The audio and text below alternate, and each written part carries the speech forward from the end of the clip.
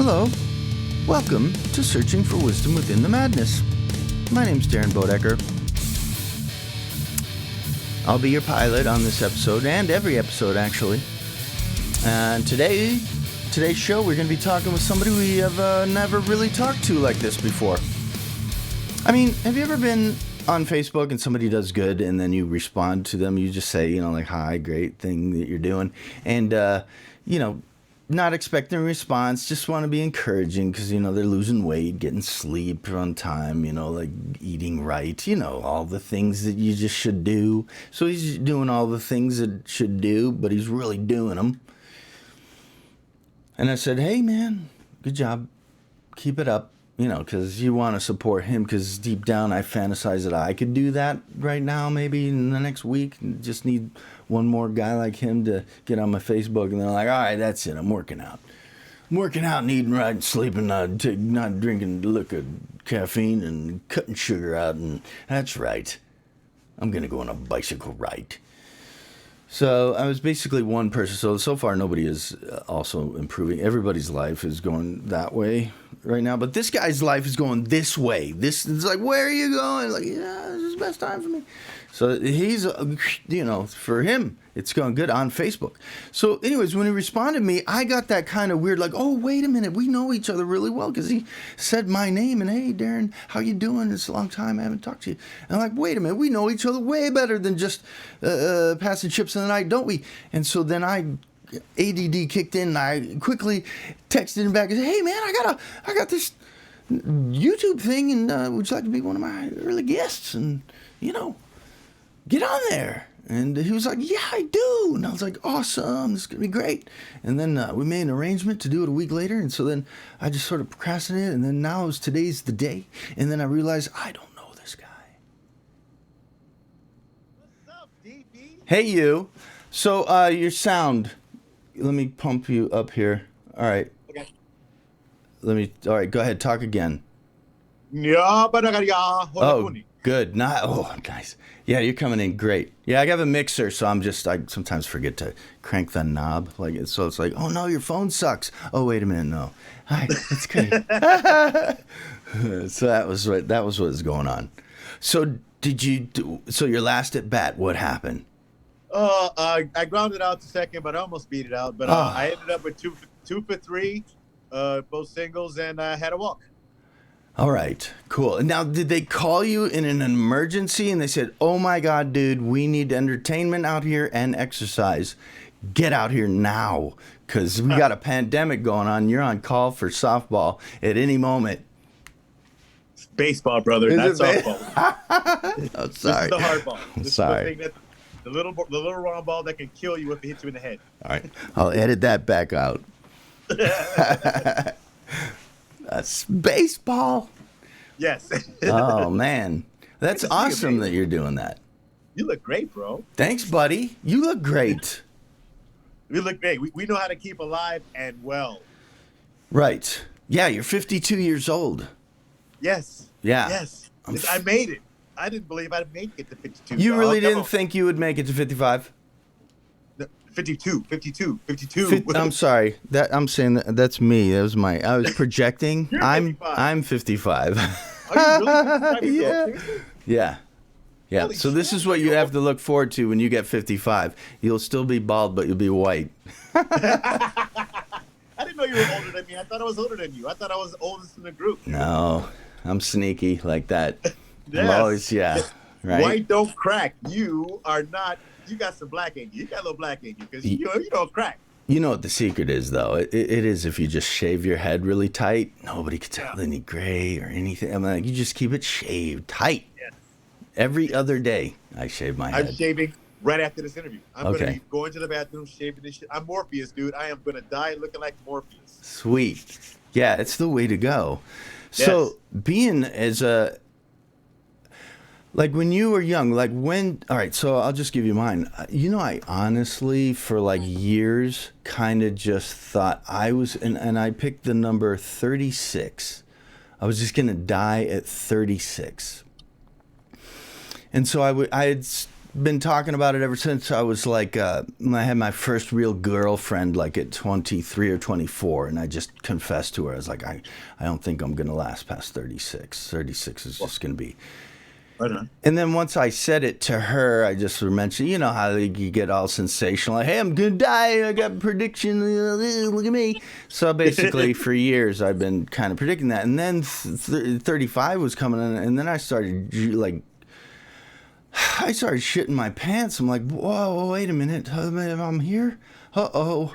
Like, oh, no, I can't die. I cannot die.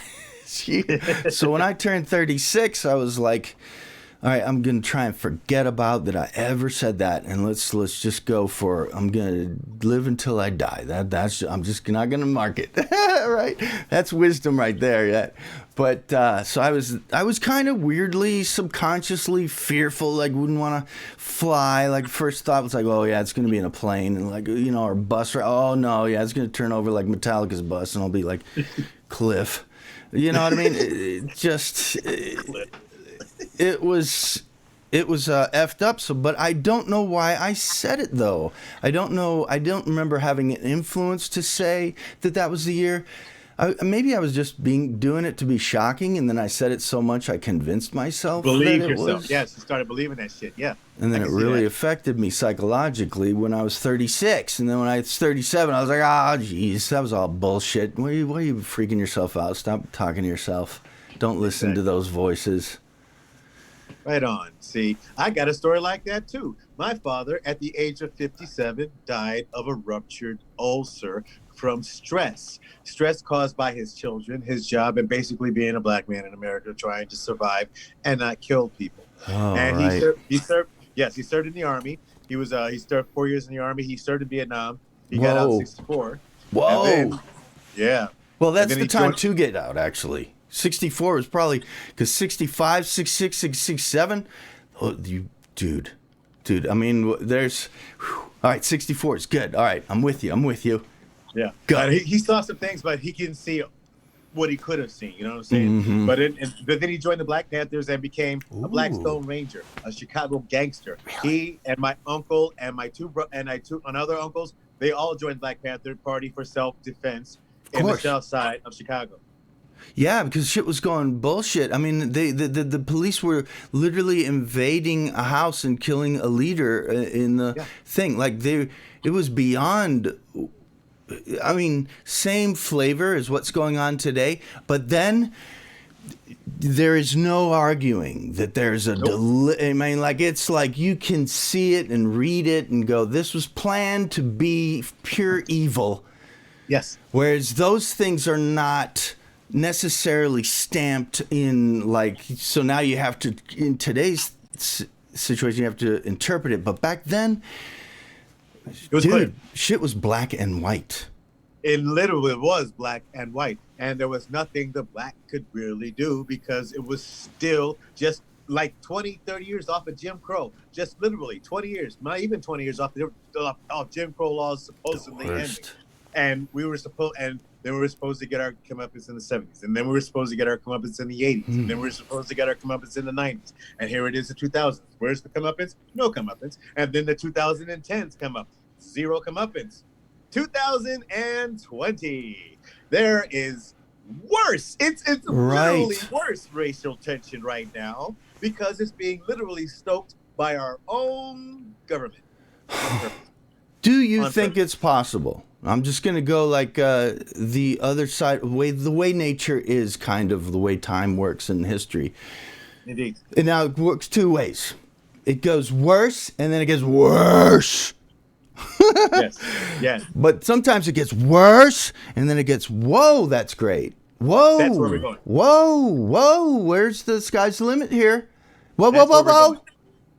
That's where we're going. You know why? Because in other countries, they were mostly dominated by just one race, one color. You know, Germans and Europeans, the whites, Asians, whatever. America is truly a melting pot, but that melting pot didn't have the same authoritarian power. The only power was given to the founders, and the founders only gave it to their descendants. Now, there are so many immigrants, so many blacks, so many Latinos. that with voting power have enough power to change things in 2020. And that's what's going to happen. Yes. 2016, I think Donald Trump was the one to win because our country was a facade. Barack Obama rocked our asses to sleep. Mm-hmm. He literally talked and smiled and rocked our asses to sleep while the GOP, they were freaking busy. They were very busy working.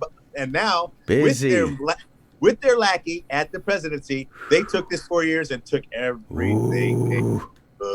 Everything. So, and everybody sees it. There's no hiding it. They're not even trying to hide it anymore. They don't even give a shit. They're like, yeah, we're taking this money. We're taking this money and giving it to these rich people. And there's nothing you can do about it. And it's just obvious. That's why it's going to get worse. And then it's going to go, whoa! Because people keep forgetting. 100 million voters. 100 million voters did not show up to the polls in 2016. Dude! 100 oh my God, million. Dude! He won by 80,000. Dude! Yes. That's elected. That is an election turner. They're not going to sit out this election. And there are 4 more years of other voters other teenagers that are new voters. None of those voters are voting for Trump. Man. Trump is going to lose worse than Mondale in 1984 against Ronald Reagan. Mondale won 1 state.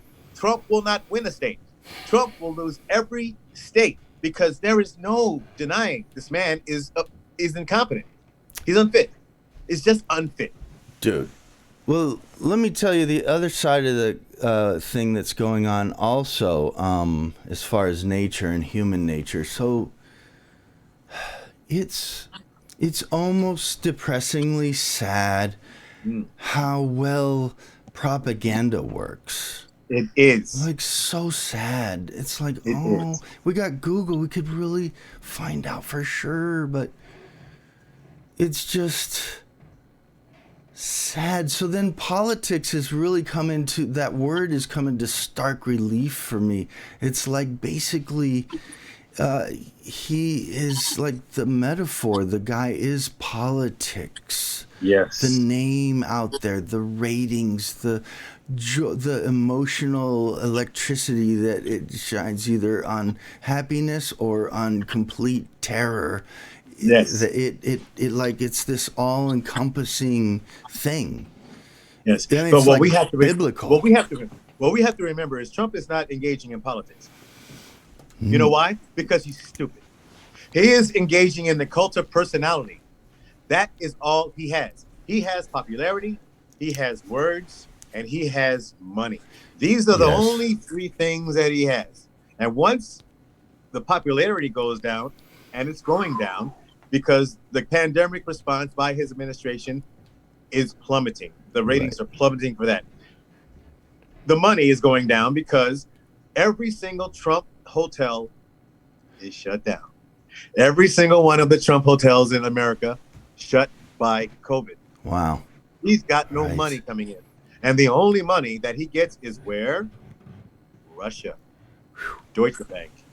That is the only thing that he can reach for. And now Deutsche Bank has given the records, financial records, to the state of New York's AG. They're working on it as we speak. Trump is doing this because he knows if he leaves office, he's screwed. He's going to be arrested.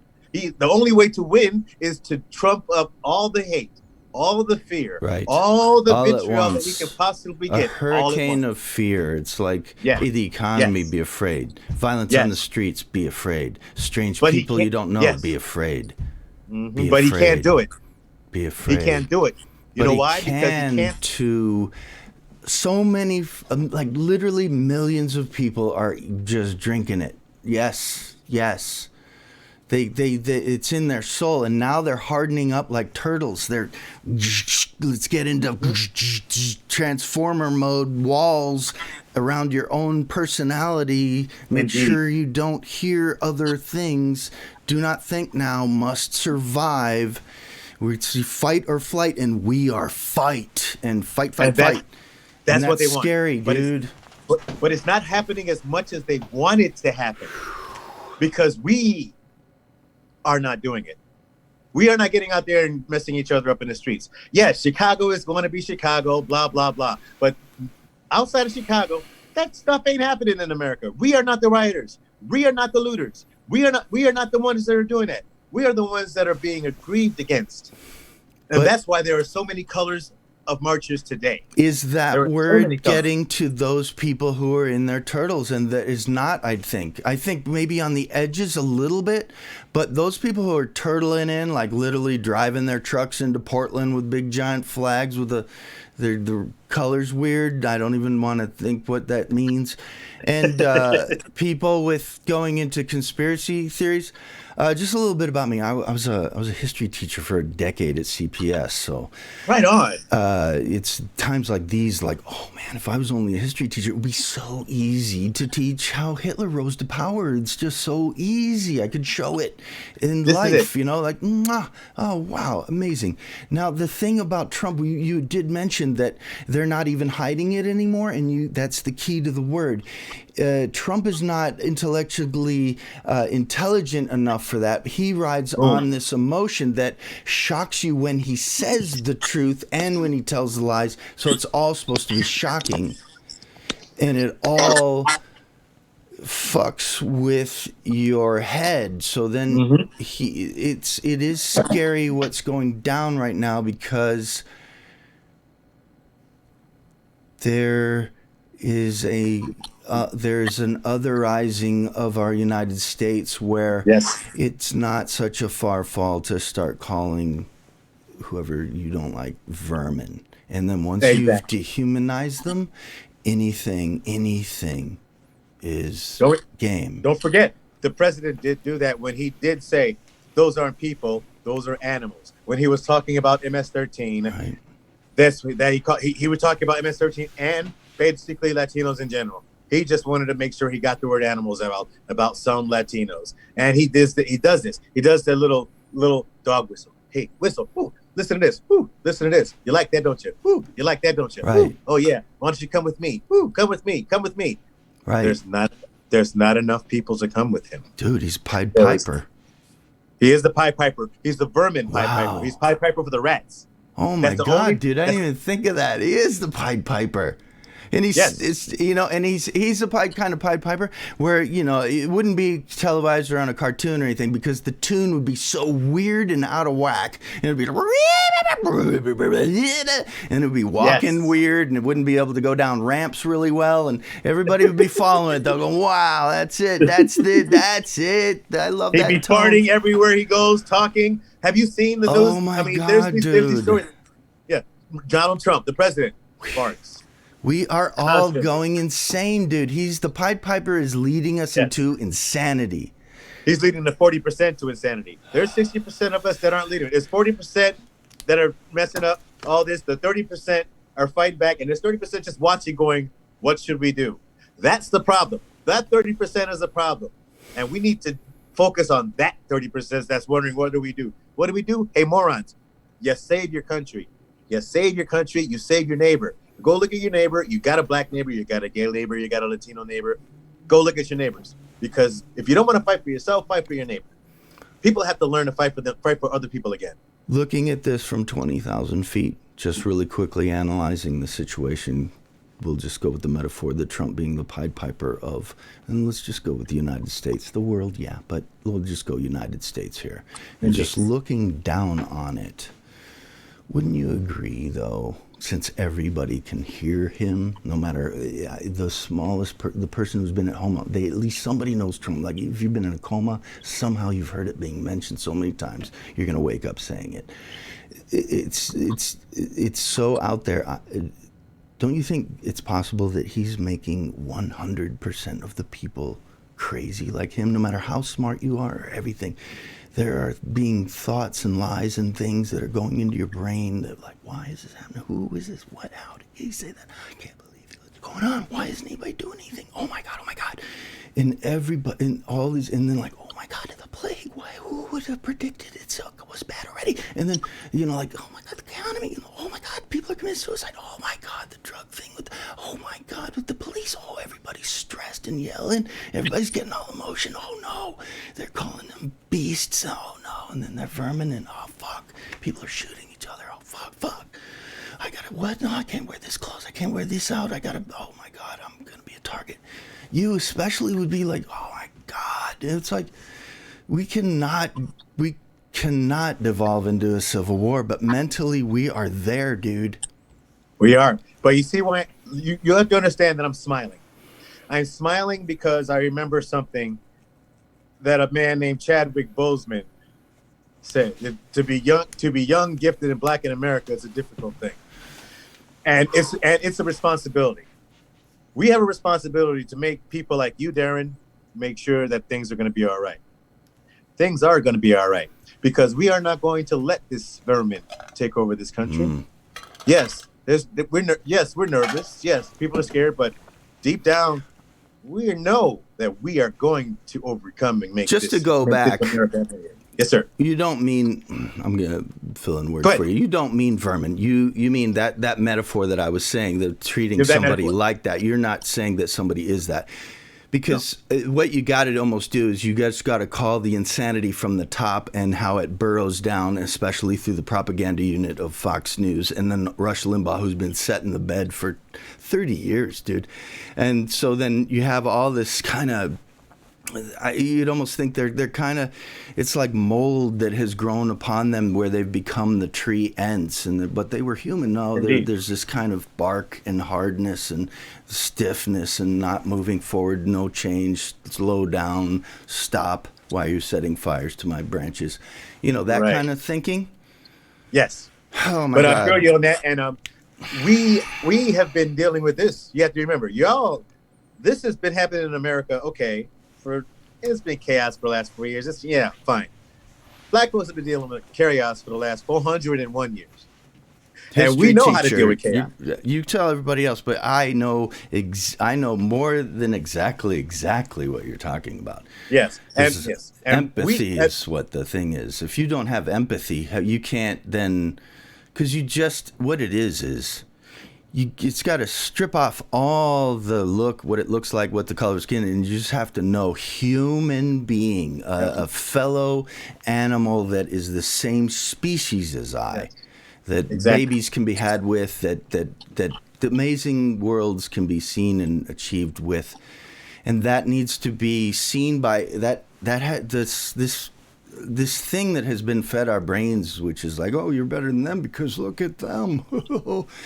That shit is man, that's a tough thing to, God damn it. But that's the only way you can do it. So then if you can humanize everybody, then you can empathize. And so when somebody says, you don't have to have it literally happen to you or your kid, so that you're like, wow, for years I thought drugs were horrible and they were demons, but then my cute little daughter, she's only 13, and no, I realized she smoked the marijuana. Exactly. That's the first thought, and then kick her out.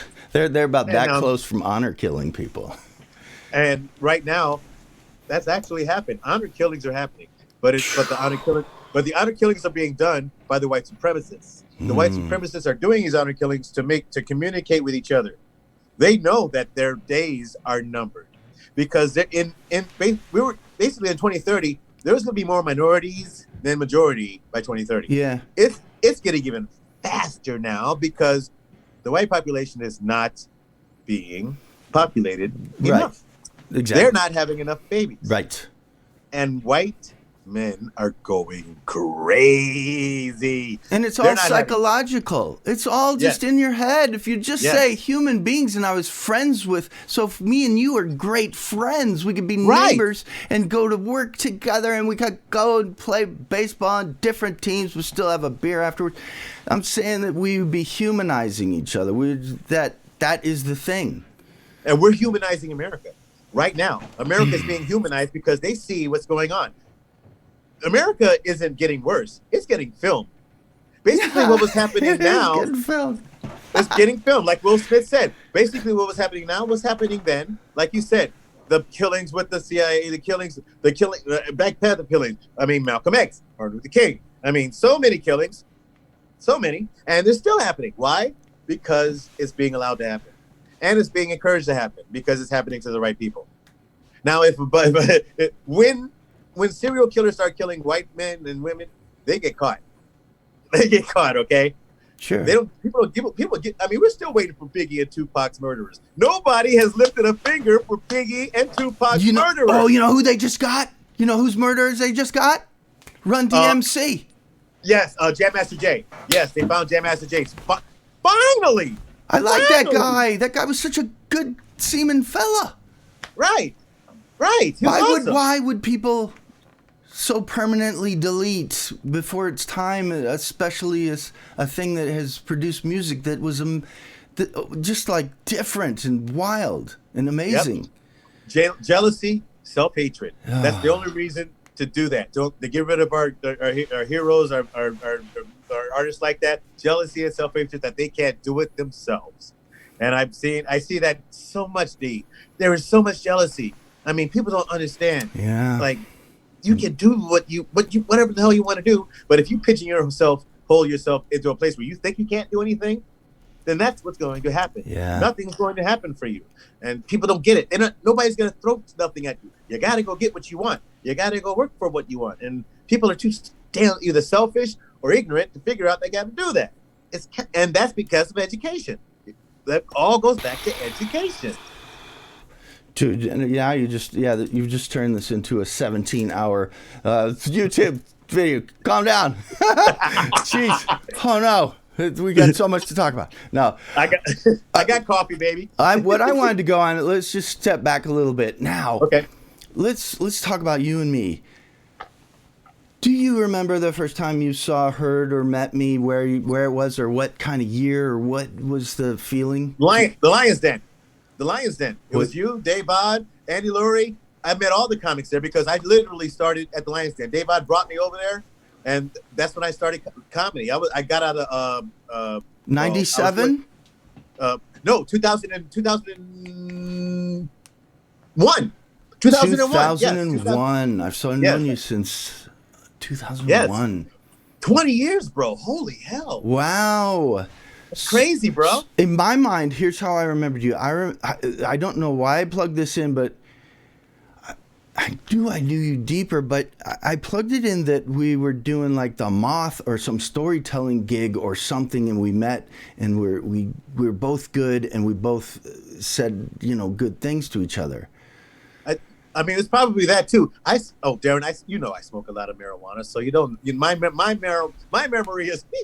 So if you remember it that way, then it happened that way, and I believe that because I meet so many people, dude. I mean, God damn, 20 years, D. My God. No, but we met there. We met there. So you weren't doing stand up though.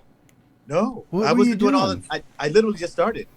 What were you doing? Year. Improv, stand up. Actually, I was working for the Bulls. And I started doing DJing. And before that, I was a computer guy. I actually fixed computers from when I got out of the Army in '94 to 2000 because I knew how to basically laptops, hard drives. I could build a laptop with my eyes closed. It's crazy. I worked for yes. Wow.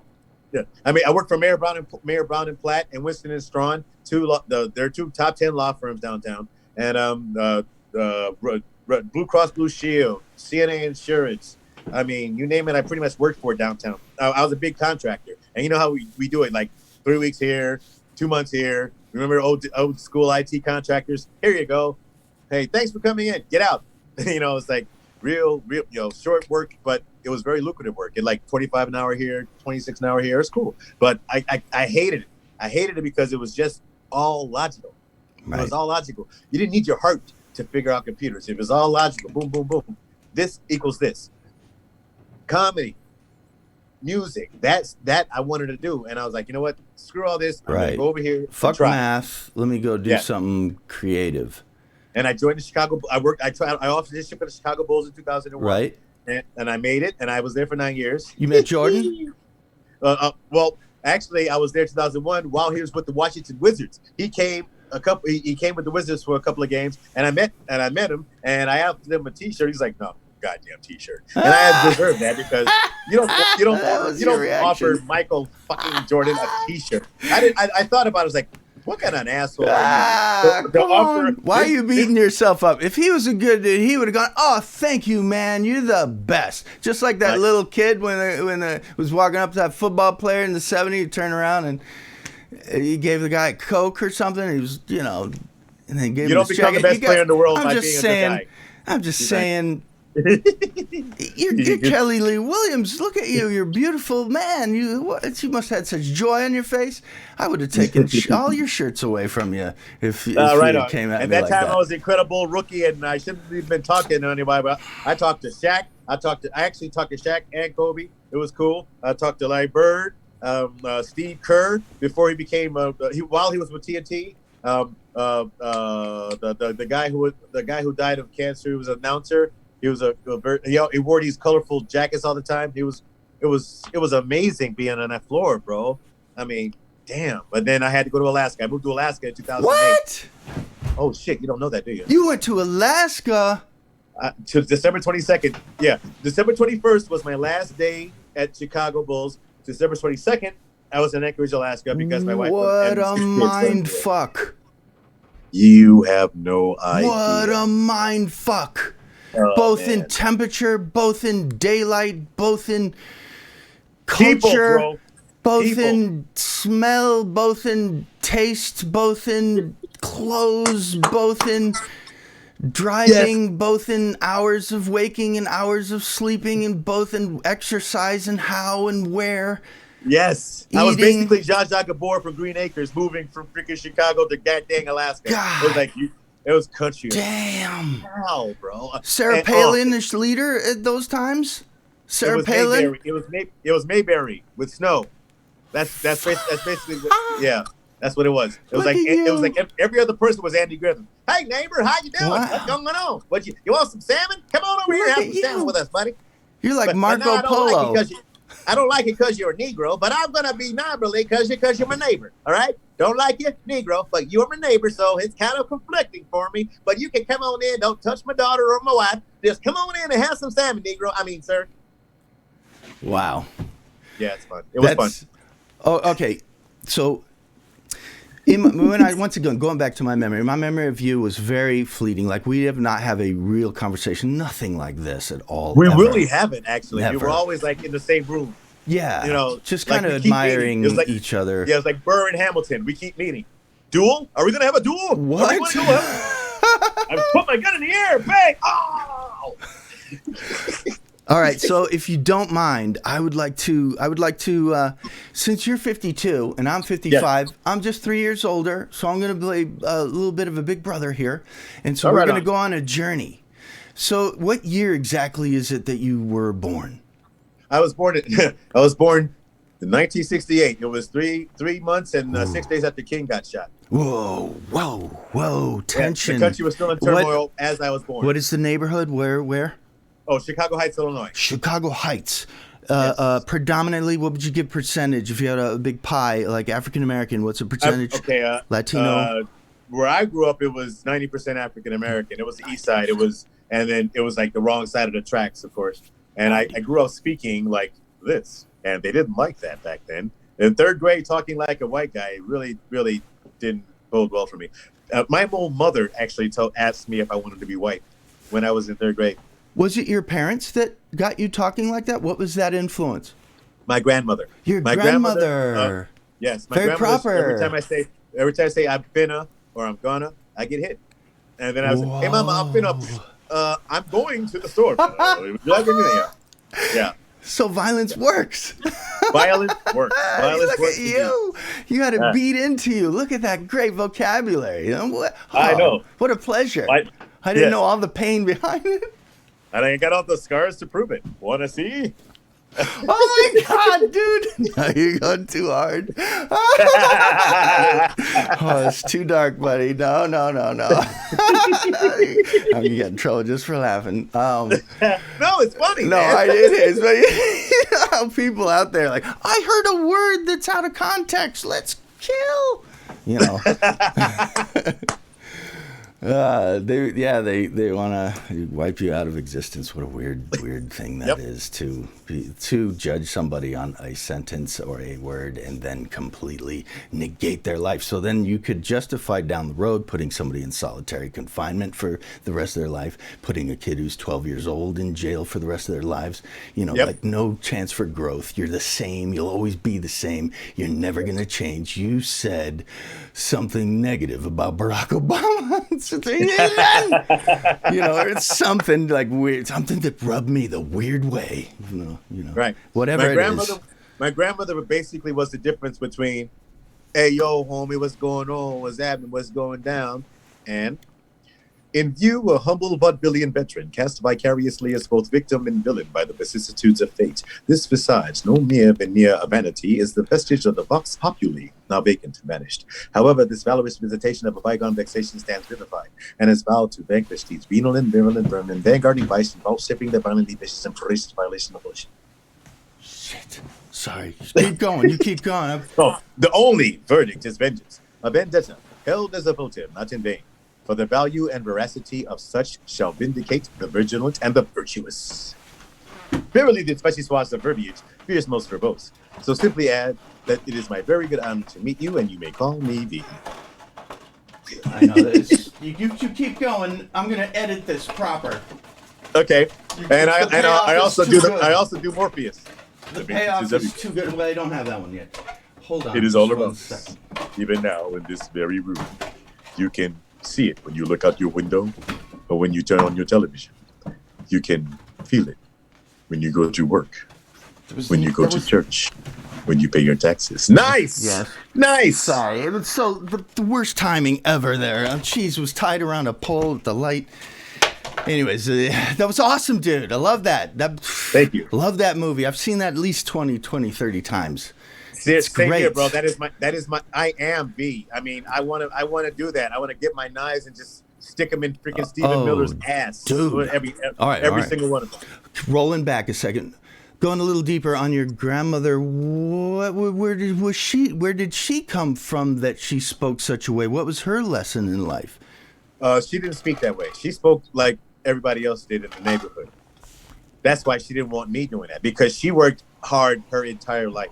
She never got an education. Because she was pregnant at 14, and pregnant at 14 in the 1930s, 40s is just not the way to go, because not black, you know. And she fought, and she did what she had to do to survive.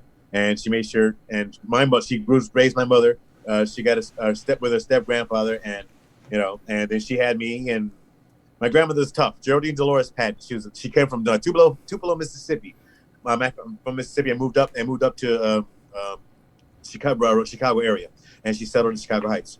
How and glad? She died.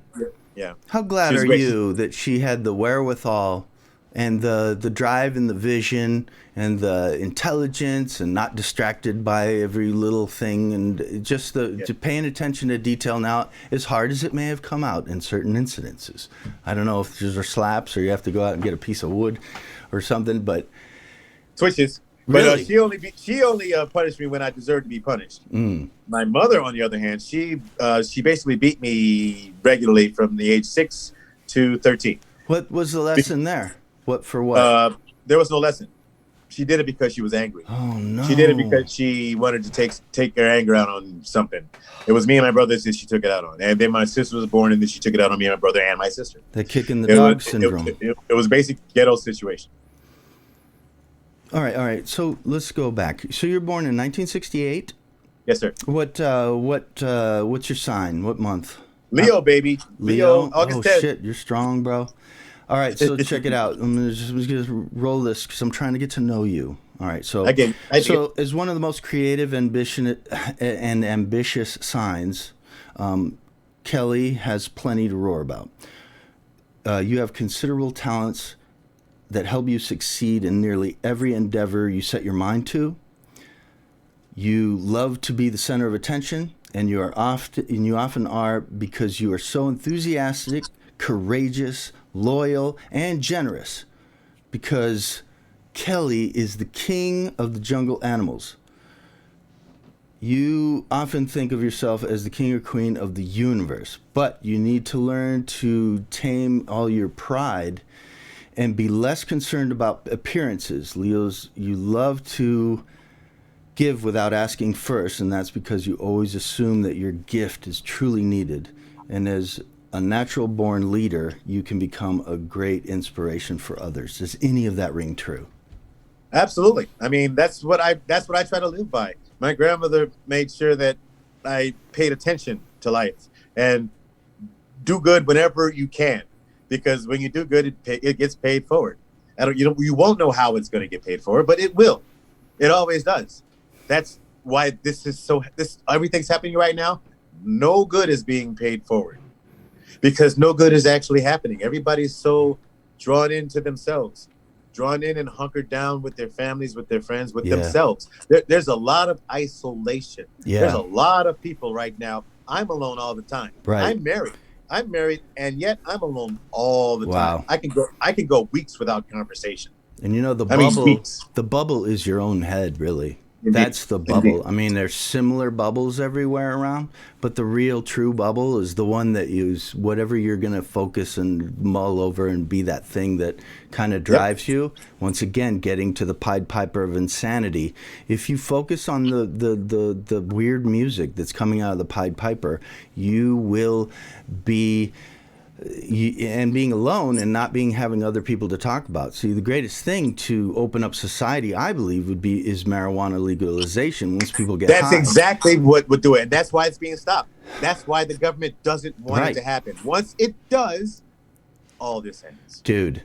No, all your aggression ends. It's got to go beyond that. It's got to go day one, Biden presidency. Everybody gets their cup of mushrooms and they drink them up, and then we all go trip together and we get some paper and computers and write shit out. And next thing you know, we just figure this shit out. Like topic one, exactly we're going to the justice system. All right, here we go, everybody.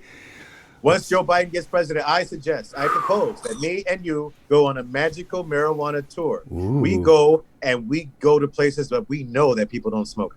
And we go to them and we say, hey, this shit's legal.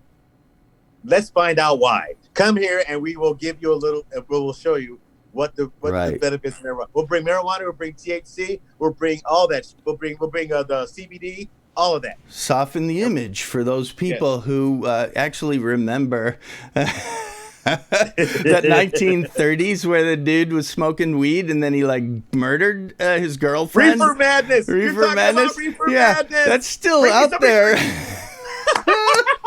That thought is out there. Shut up. It still lives, man. Thoughts travel on through us humans, and that shit still out there. Lives in the population. That kind of thinking. It is. All the old white folks like, oh no, I'll never try the marijuana. The reefer is terrible. I'm like, yeah. I'm just like, here. Well, you know the problem. One thing I did notice, going deep on marijuana for just a second, it is really different chemically for everybody. I'll have to say that. There are some people that should not be smoking marijuana. They get way too paranoid. And there is CBD, and CBD is pretty much harmless for everyone. There's different ways. What I'm getting at is our brain chemistry, because we're basically chemicals, and then it's firing of electricity. Once you die, it's basically a battery being dead. That's all it is, really. Your heart stops. You can't move. It's just, that's death. It's the electricity leaving your body. But the chemicals, in the meantime, are the art, the way that you perceive, the way that you take in, and also it has a real physiological an effect too, because sometimes where the marijuana would go and affect my part of the brain over here, some people it's affecting over here and back here and over there, and those areas are going fucking I know. They're like, what do I do with this? And they get all paranoid. They're like, I don't know how to think. I shouldn't be thinking so much. I like myself. I don't want to like myself. People get scared. Yeah. When they start liking things, because people are, as kids, our emotions get beat down. So because that's what they say that needs to happen to make us adults, and it's wrong. That thinking is wrong. We need to have that kid mentality throughout life. Because if we do that, then we'll be communicating more. We communicated like crazy as kids I know. all the time. I We know. weren't scared to come up to each other and say, "Hi, how you doing? Let's go play baseball." You know, that simple thing right there is missing. Right. We It's need missing that from today's society. innocence or that playfulness of our childhood. So what you're basically saying is we need to all be mentally like Donald Trump. No. We got to be a 7-year-old in our head. Whatever we do, it's just 7 years old. Let me rephrase. Dude. Sorry. No. Let's be like shit. Now I got Little Rascals. Little Rascals. Let's be like the Little Rascals. All right. Let's go to the Little Rascals. Let's go to our safety. Where's Spanky? Where's Spanky? Where's Froggy? I'm Buckley. Okay. Yeah. Perfect. Okay. We'll do that. Palate cleansed. That was a good palate cleanser. Good job, buddy. The Little Rascals. I like it. You fucked me up with that one. No, well, I mean, it is true. I really, I'm not a psychologist. It took me till 50 to realize I had ADHD, but I've been really looking at a whole bunch of things recently, and it's a fascinating fucking study what's going on there. Yes. And the fact that you said that, those people, those cope, they're being led by a mind of a child. They're being led by a child's mind. So what does that say about them? Right. They have no morals. They really have no values, no ethics whatsoever. All they see is white man thinks like me, so I should follow him. That is the tribal thinking that we need to get rid of. And we get rid of it by guys like me and you. The interracial conversations change people. Because when they see black man, white man talking and not yelling, they're like, huh. What are they talking about? Dude, man, that propaganda has been, how long has that been going on? Like since film started? Since film started, bro. Since the birth of a nation. The birth of a nation. That's when it started. Dude, you don't even want to. Dude, Birth of a Nation. Have you seen it? Since you mentioned because it. I know how racist it is. It's I know. 3.5 hours. It's an epic 3.5 hours. Now, here's how propaganda works. That movie is if you're going to teach propaganda, you show that movie, because what it does is for 1 full hour and an amazing battle scene that nobody had ever seen on film like ever before to that point. Like W.D. Griffith filmed the shit out of a Civil War scene with bombs and smoke and guns and death. Like nobody had ever seen. Far back off, like, oh, everybody copied him after that. So it was a fucking mind blower. It was like Star Trek or Star Wars. It's like fucking, whoa, this is the motherfucking shit. And then what happens in hour 2 is slowly the war is over, and all of a sudden it comes and it seeks in, and then everybody, and then, oh, your worst dream, the state house is being run, laws are being made, people are throwing food and sleeping and drinking alcohol and fighting, and then, oh my God, and so that seeps in for a full, that first hour you were like, that war scene was awesome, and then the second hour you're kind of, remember the war scene an hour ago? Yeah, this is pretty crazy, isn't it? War scene though. And then the third hour is balls out. Balls out. The cavalry's coming, and they're dressed like ghosts of our forefathers from the Civil War, and they're fixing it, and they're making it in 3.5 hours. So you go in like, I'm totally neutral about everybody. You come out of that, go, what the fuck? We gotta get some robes. Get the Sears quick. We're gonna get sold out quickly. I gotta get me oh my God, pillowcases. We're having a run on them. And millions of people, and they marched on Washington. There's pictures of like the Million Man March. They got one of those for the KKK, like brat and all that shit. Check that shit out. It went. I'm gonna have to watch it now. Yeah. Balls out. And that thinking, that birth of a nation thinking, still is prevalent today. That's why Trump's stuff is working. It's working because there's people still wanting the world that the birth of the nation shows. Right, because what happens is it kind of in a weird way, because I think what we're all as humans, most of us are just kind of powerless, really. We're really powerless. Yeah. Powerless against this epidemic, powerless against the economy if we get fired, powerless against having insurance if it's to our boss, powerless to make sure Congress does the right thing and funds everybody, powerless to all this unpower. Like, there's nothing you really truly do about police shootings. There's nothing really truly you can do about the justice system. You're not really truly going to get him out if somehow he cheats his way into another 4 years. It's just not going to happen. And so it's so powerless. And so when you are completely powerless, and that's all people, once again, I'm going for 100% here, not 1,000%, but most all, 100% of people are nutty. Yes. And they're freaking and they're powerless. And so anywhere that they can get power, it lives through other people. So Trump is kind of a power trumpet. He's like that magnet. He's like power, and if I have power, I have power, and if I have power, right. I'm better than other power. people. And those other people are brown and black, and they're not. Their ancestors didn't come over in the Mayflower, which mine didn't either. But that's beside the point. We didn't either. But hey, and so we've got that little thing. That is. It's changing, Darren. It's changing right now because everything, all this happening this is panic. This is white panic. What's happening across America is white panic. I mean, this was happening for a while, but now it's picking up steam because, let's face it, D, white men know that their days are numbered. I mean, their days are numbered in power because their days are numbered on Earth in America. There ain't many of them. There ain't enough of them that's going to be like, fortifying the way of life that they have right now. The white guys are like, you know what, fuck this. Give me some weed. I don't give a shit about conservatism. I don't give a shit about that. They really don't. No. They really don't. The millennials give a fuck about that. White privilege is you don't have to. You don't think you have to worry about it. You think you have privilege, but you don't really. It's all in your mind. But isn't a lot of your success really your mindset? So like you're being successful right now.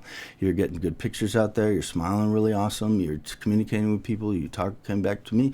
I mean, like the whole thing. You got stuff going on. Like you're on the upswing. Everybody's going like this right now. And then you're going, hey, look at where you going. And you're going, where's Kelly going? How do you get there?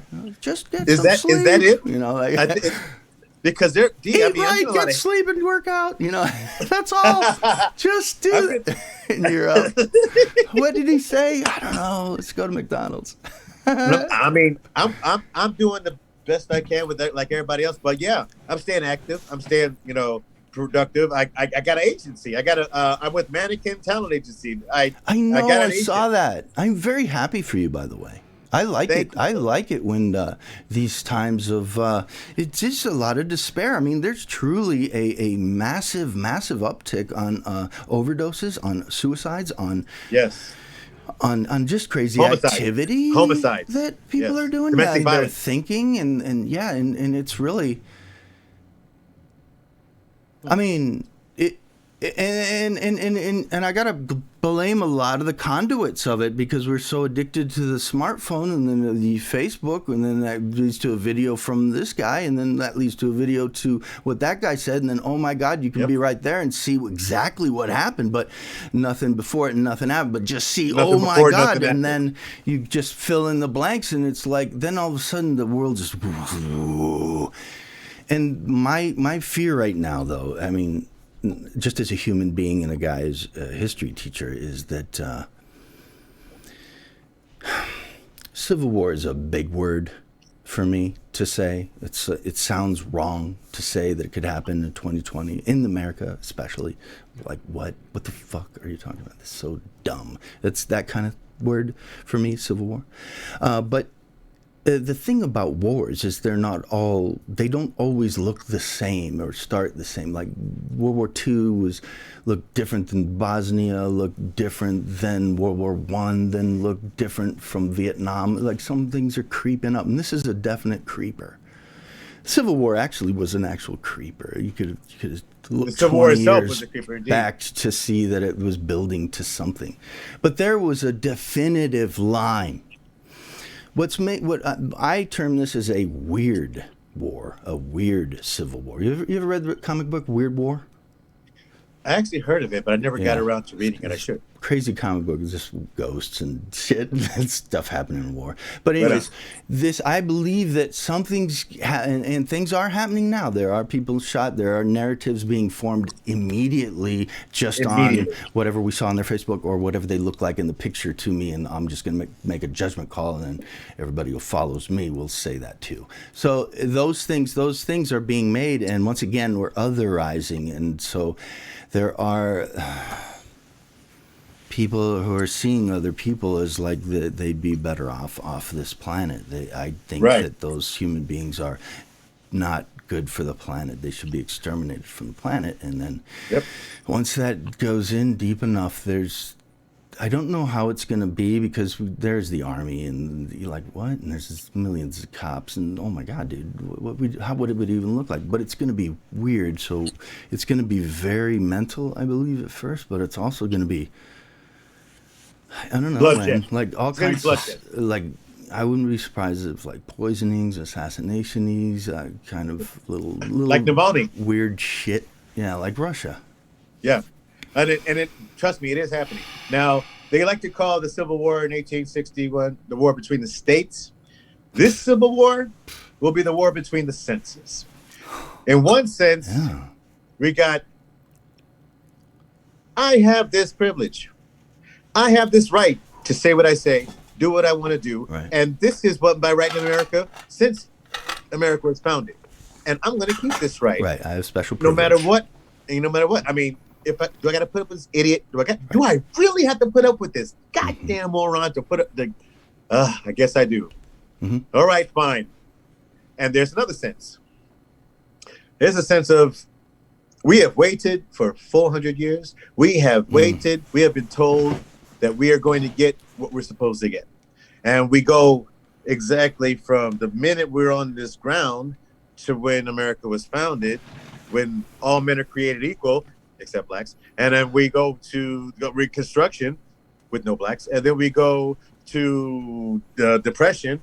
Woo, worse for blacks. Jim Crow. Wow. Nothing, all bad for blacks. Civil rights. Oh, blacks get some. And then 30 years later, they're taken away by the same Supreme Court that gave them to us. So you're telling us that our rights are our rights are negotiable. We're telling us that we're 3/5 human. 2, our rights are expendable. So in 2020, people are like, you know what? I've had enough of that. Especially the young black men that don't know history, that don't know that they're supposed to be scared of white men, that they don't know that they're supposed to be scared of the systemic racism. They're like, to hell with this. I'm getting a gun and I'm going to go blow somebody's head off. Whoa. These are the senses. Yeah. These are the senses that are going to fight each other. Man. So, all right, given that say shit goes down, in what way are you in any way mentally prepared? Are you just sort of like, well, whatever happens, let's just see how this plays out? Or are you prepared for like, all right, I got gas in the car, I'm pointing it out, and I'm going to stay on the radio, and as soon as we're going west. North, I was in the Army for 5 years, 1 month, 14 days with stints in Fort Jackson, South Carolina, Fort Gordon, Georgia. I went to Germany for 2 years and 2 years and 4 months. And remember Operation Restore Hope, Mogadishu, Somalia? Yeah. I was one of the first people on the ground. It was the Marines, the media, and the 10th Mountain Division, 110th Military Intelligence Battalion, me. And we were there for 2 months and 24 days. And yeah. I came back and I was like, you know what? The hell with this. Oh, I was also Hurricane Andrew relief. When Homestead, Florida was devastated by Hurricane Andrew, Fort Drum came down and helped with that relief as well. So I know I can do it. Lethal weapon. I did a guy in Laos with a rifle shot at high wind from 1,000 yards out. I can actually do that because I was trained as, sniper. But I didn't go into, I know you're not supposed to say any of this, but I don't know if there's any way to say it. Just have you I haven't killed taken anyone. I never killed anyone. Because the one thing I'll just say on that, no matter how glorious the movies make it and everything, I think the after effect, if you have empathy, if you're not a psycho, if you have empathy, you have nightmares. You're something in your body will reject. Even if you put it away, it'll come out in a weird way. You get stomach cancer later. You drink too much. Some shit will go down because it's. For me, it was drinking because I didn't fucked. kill anybody, but I did see people die, Oh, and man. I saw them die for no reason whatsoever, Oh. other than not wanting to leave their home. Wow. Because when we got on that ground, we were in the University of Mogadishu. There were people there. There was not a university; it was just empty buildings and a bunch of graves. There were people there, and they were hunkered there. And the military said, "We need this space, so you need to move." And they were like, "No." So Black Hawk helicopters came in, and every time a warhead exploded, people cheered. We were there this is our second day. Yeah. We were there for 2 days, Right. and we're killing people already. Oh, man. I'm like, this is supposed to be a humanitarian mission. Right. We're supposed to be here to feed these people because they were starving. And we're killing people Wow. the second day of our mission. And See, you're the kind of really never guy had a that the Army doesn't want. Right, there. right. They Oh, want the no. other guys who are cheering and yay! Look at we Yeah. just blew a whole building up. It's like my GTA game. Yippee! Yeah. Woohoo! Yeah, it's like, what the... And, well, no GTA games back then, Mogadishu, Right. Somalia, 90. Woo! But just Dude, the that fact was heavy this duty, happened- man. Fear, a lot of fear going on. Oh, man. Once we fortified our compound, there was no fear. They weren't coming after us. No. We were supposed to be there to help, but no. But then the mission went sideways because some general said we should go after the warlords. We should go after no. Mohammed. I'll never forget the name. Right. Mohammed Farid ID. Right. The warlord that was like, yeah, we're not going to cooperate with you Americans. Oh, fuck. And they were like, oh yeah, let's Gang go after fight. him. You see the movie Black Hawk Down? Yes. That happened 3 months after I left the country. Whoa. I saw the aftermath of that failed mission. I saw Somalis drag American bodies through the streets. Were you in an MOS that could have been involved in that and gotten killed? Yes, 31 Charlie, communications. I could have been anywhere. I could have been everywhere. I could have been in that damn group right then. 31 Yes. Charlie. That's awesome. 31 Charlie. I was a 72 Echo. Echo, what's up, Echo? Yeah. Nice. Right on. I was also a 31 Charlie. I laid telephone lines in Korea, in South Korea. So Cable we'd have dogs. to, for kilometers, I'd have to go across rivers, go up trees, put it over highways, dig underground, get the general talking. So I did that all in South Korea. I was in the military 85 to 88, U.S. Army. I was also in Fort Gordon. That was where I had AIT. And then Fort Jackson was where I went for basic training. Get the fuck out of here. That's we right. We went to the same basic and the same AIT training Yes. places. Are you kidding me right now? No. We did. Holy shit. You and me. That's how we are brothers. We're We brothers know- in arms. Fucking A, bro. Yes. Hell yeah. Hoorah. Yes. Hoorah. Yeah. You can talk about us, but you can't talk without us, baby. Can I tell you a quick Army story from back Yes. then? Give me some Army story. All right. Well, this is a Fort Bragg one. This was later on in my career. So I was working for the 5th Special Forces later. Nice. I was literally programming. I wasn't programming computers, but I was putting in numbers into computers because I was working with the crypto stuff. Right on. Anyways. We're having drills one day, and the sergeant, we have to do fake, we're going to jump in a foxhole, we're going to pretend. And the sergeant's really lackadaisical about it and everything, but we liked the sergeant. He was very bombastic and everything. Well, anyways, he jumps into this foxhole with the 3 of us, and we got to stay in the foxhole for, 4 hours, just doing nothing, because that's the Army. That's what we do, nothing. So I was there with these 2 other guys, and then he jumps in like an hour later, and we're like, whoa, Sergeant, whoa, hey, you okay? I thought he was going to inspect, and he's like, no, boys. And he's got this weird look on his face, and he starts talking about how his wife just had a baby in the military hospital. And after the baby came out, the doctor pulled the husband aside, and he said, would you like me to put in an extra stitch? And Sergeant's penis said, yes, we do. Sergeant didn't say nothing. His penis spoke. And then the doctor said, okay, cool. And he walked in and gave her an extra stitch. Well, cut to, you have to wait like 2 months before you're going to do anything so everything can, repair and get all back to, whatever it almost kind of looked like. Not quite, but something. Anyways, so he gets to that point, and then I guess Sarge is, it's another way of him bragging that he's fairly large. But anyways, his wife could not take it. She wouldn't let him. So he had been sexless for about a year, to the point where he jumps into the manhole. And by the end of his story, he was literally weeping. And we were like, we're supposed to be on guard? Like, what's wrong with Sergeant? He's crying, and he makes us all promise to take an oath. Says, when our wives ever have a kid and the doctor comes up, don't get the extra stitch. And I'm like, what?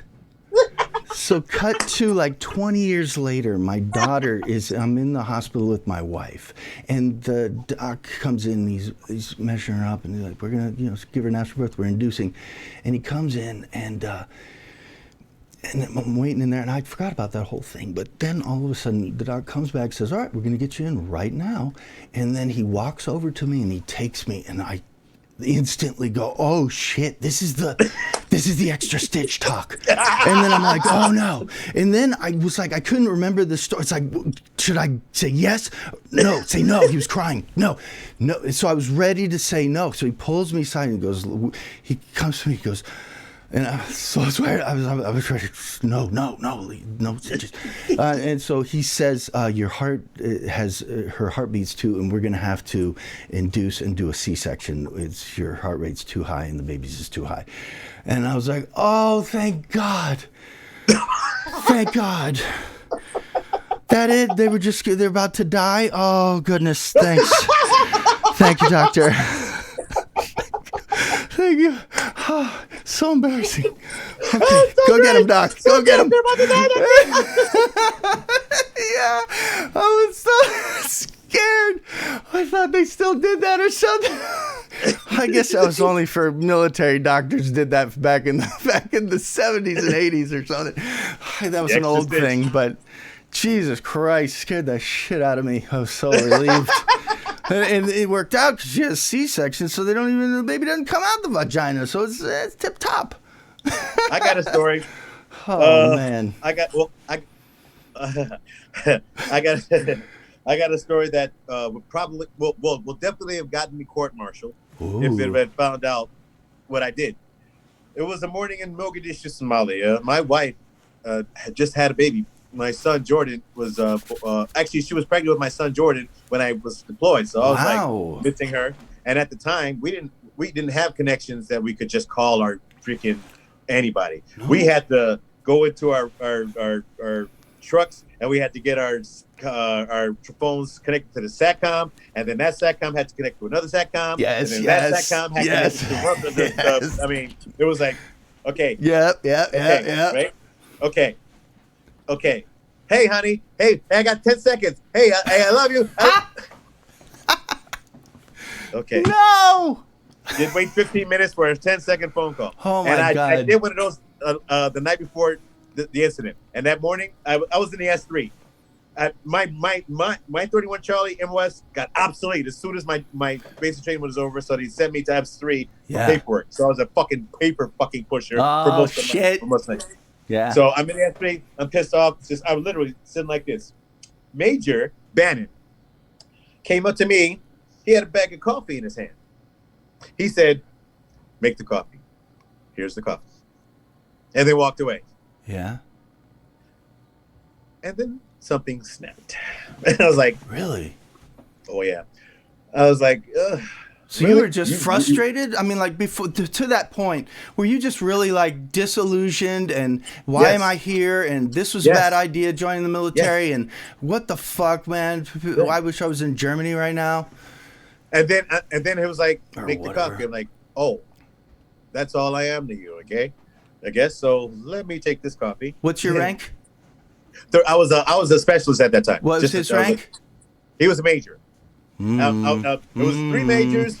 It was 2 majors, one lieutenant colonel, and 3 captains, and 2 LTs, 2 first LTs, 1 second LT. Dude. And that's all it was. And a couple of privates, us, the puppet pushers, the guys behind the fucking just doing all the work while they're all standing around ordering us around. So this guy comes up to you, of course, with the "I'm better than you" because I'm better than you, and he just emotionlessly you do like a machine and get me a coffee like RoboCop would. Mm-hmm. And so I take this coffee. Yes. And normally I would just take the coffee and go take coffee pot, put the water in the coffee pot. Yeah. I did not. Oh, okay. I took the coffee and I took a Dixie cup and I went to the latrine. Oh. And I filled this Dixie cup. Oh. And then I took this Dixie cup and this coffee and poured the Dixie cup into the coffee machine. And then made the coffee. Wow. I told every private enlisted person, do not touch the coffee. Right, because it's probably going to be bitter. I mean, if you do touch it, bring a lot of cream and a lot of sugar, like extra sugar. You're going to need 3 more packets. And myself, Sidney Booker, and Greg Manuel, all specs, watching while major after captain after the first lieutenants and second lieutenants didn't get the coffee. We told them, don't drink the coffee. They didn't ask why. And one of the majors was like, hey, this coffee tastes a little bit sandy. Manny was like, sandy, not sand. Oh. We laughed all morning. And those 2 men that was there with me are still are Facebook friends with me right now. And they didn't rat me out. They've never ratted me out. Wow, that's gone to jail, dude. I mean, gee whiz, yeah. Gee whiz. I'm sorry, that's a terrible pun. But still.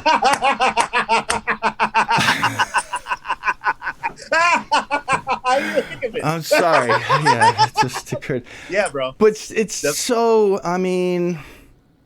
Wow, that's pretty far. I mean, like for me that I couldn't cross that line. I wouldn't even spit. It's just me. I was bullied as a kid, so I don't want to. So was I. I know that. So was I. I was bullied. I mean, basically bullied by the people in the neighborhood and my teachers. We were corporal punishment from kindergarten to 8th grade. The teachers were allowed to beat us. You were a minority, or was people all? So they didn't care about you guys, or they just used violence as discipline, and that's just the way it did. Violence was discipline. Spare the rod, spoil the child. Did it work? Not even in the Bible. No, it actually it scarred a lot of us. There's a lot. It basically messed up all the men. Whoa. I should be just as messed up as they are, but for some reason, I escaped. Right, because.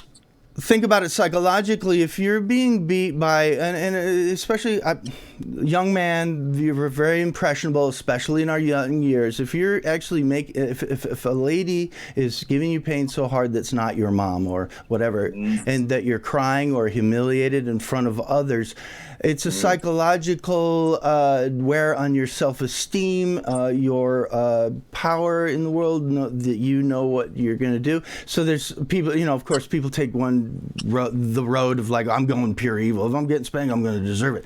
And then the other people are being really tiptoey and like, I don't want to bother. I don't want to shake the boat. I want to ask for a raise. Oh, no.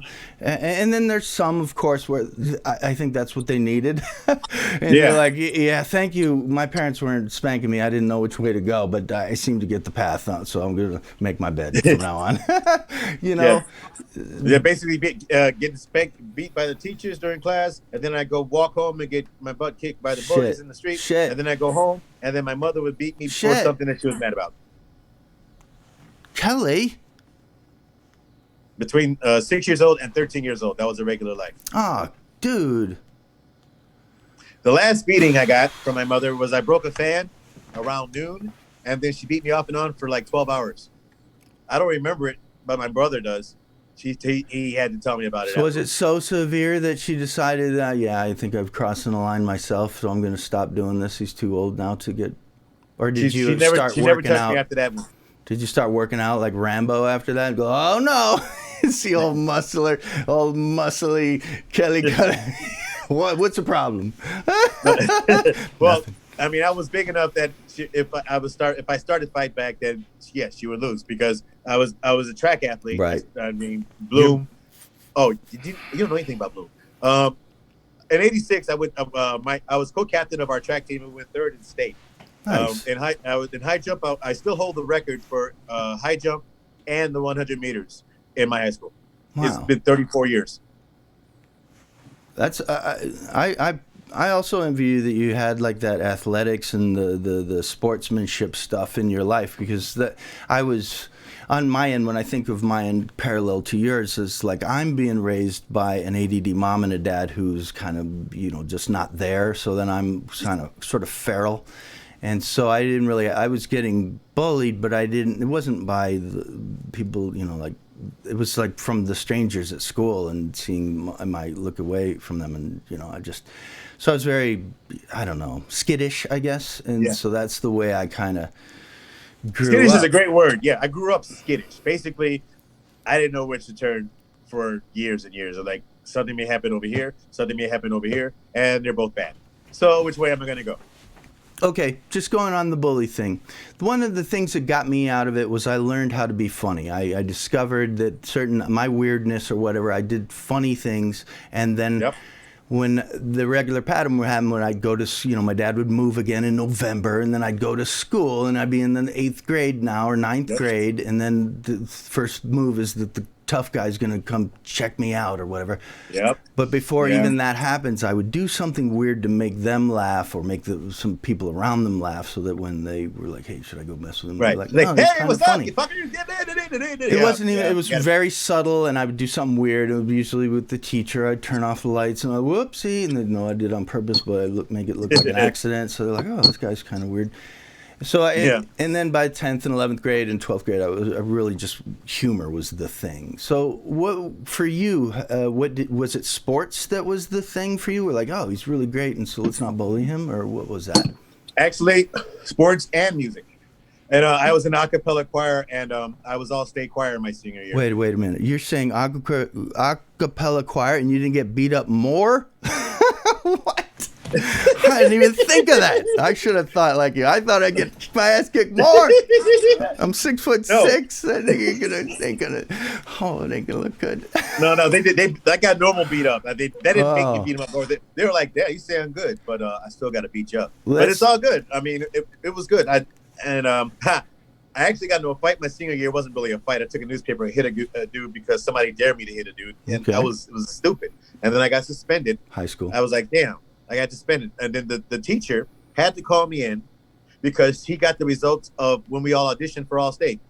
4 people made it. There were 3 All-Staters: Rick Helgeth, Tony Duncan, Paul Stovall, All-State Honors Choir. And the only one that made All-State, me. What? Look at Yeah. you. I bet you got some trophies. I did, but my mother threw them all. Oh well, Mom. She's Yeah, hard, exactly. But it hard was life. great, though. And we went down to Peoria. There was this big old concert, and I got to fool around with a couple of chicks that I didn't know. I was like, "Whoa, Wow. what's going on here? I feel special." Like, I feel pretty. It was cool.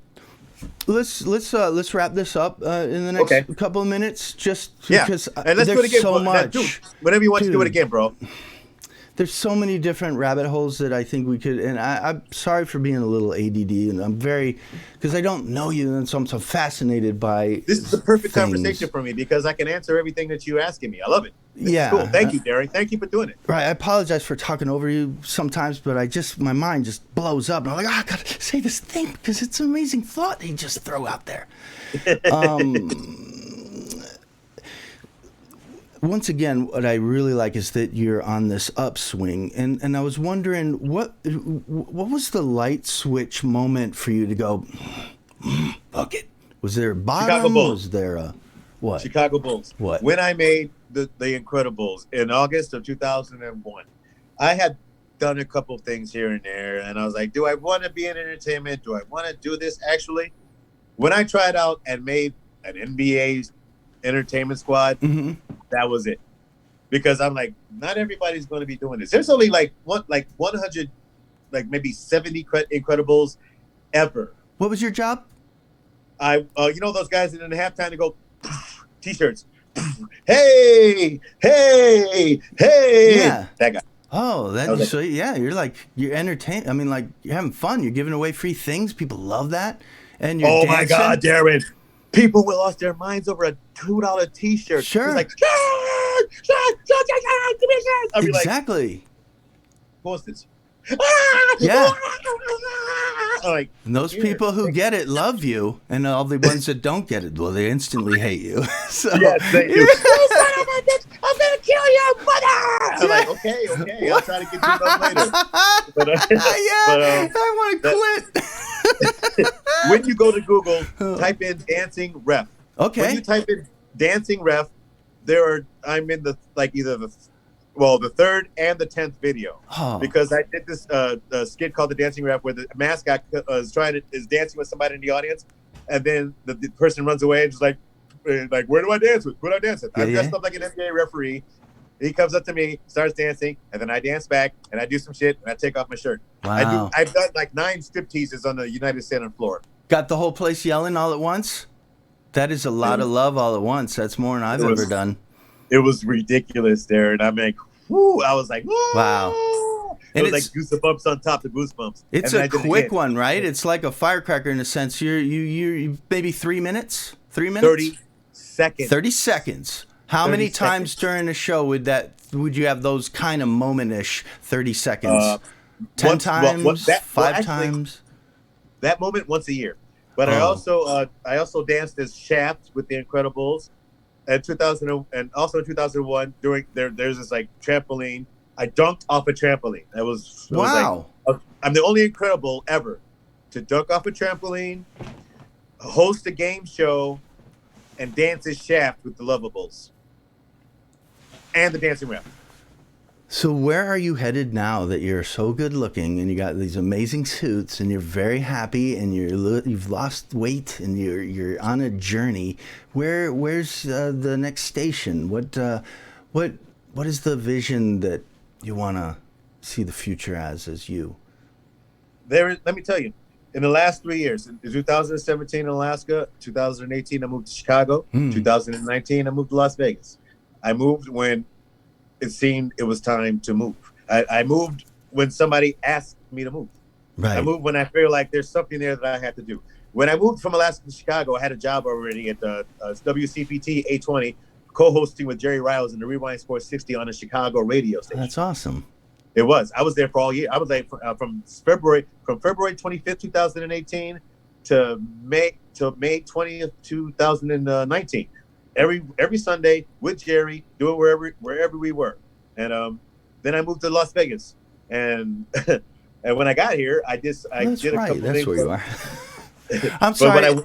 I've been so into you. I literally thought you were in the next room. I'm like, it looks like my room behind you. So I was so into what you said. Like, yeah, you are. You're in Vegas right now. I'm like, oh wait, what's going on? I just suddenly woke up from you're in Vegas. Hey, how you doing? Sorry, I'm just. No, don't be sorry, brother. Oh, by the way, in Alaska, I was voted best comic of 2011 and 2013. And this paper called the Anchorage Press, they do the Anchorage Press picks every year, best comic. And they stopped doing the best comic category when I kept winning. And I was in a movie. I'm in 2 movies. Nice. The Big Miracle. I have a line. Cool. Google Big Miracle. Well, Google my scene in Big Miracle. That's me. I've done it so many times.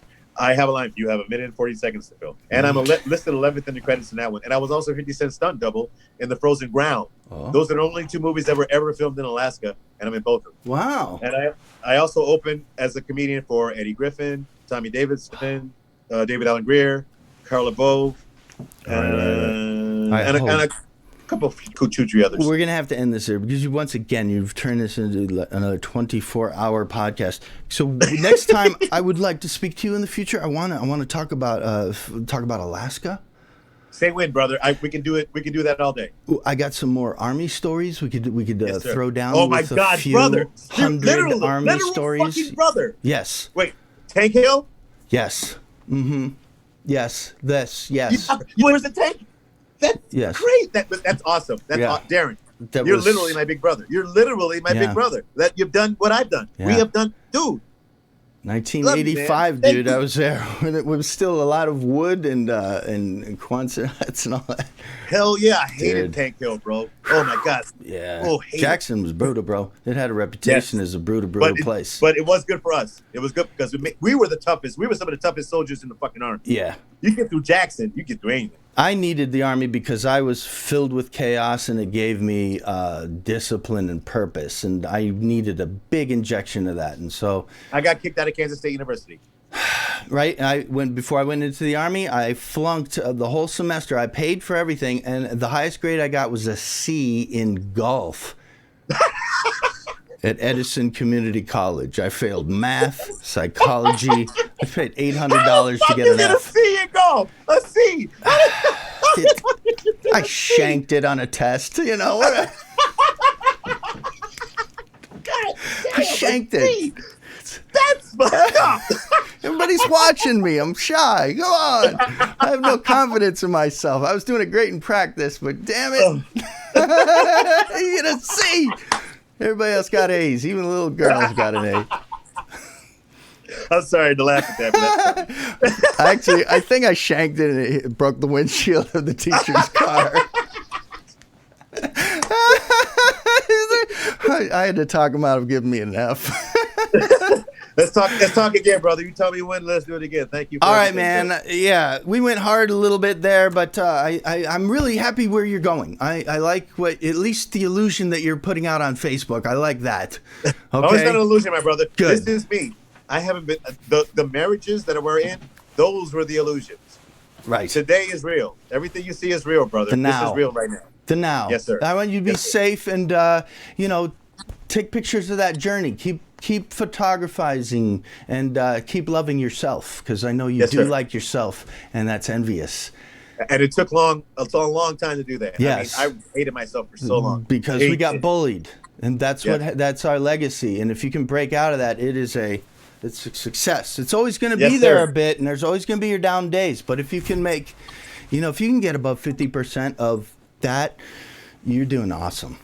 Thank you, my brother. Thank you, Darren, for everything. Thank you. Brother, literal brother, Jackson and Gordon. Gordon. That's so. Yeah. I was so excited about that. And Fort Benning for jump school. I jumped out of airplanes. I was not going to jump out of a perfectly good airplane. Right. I'm like, nope.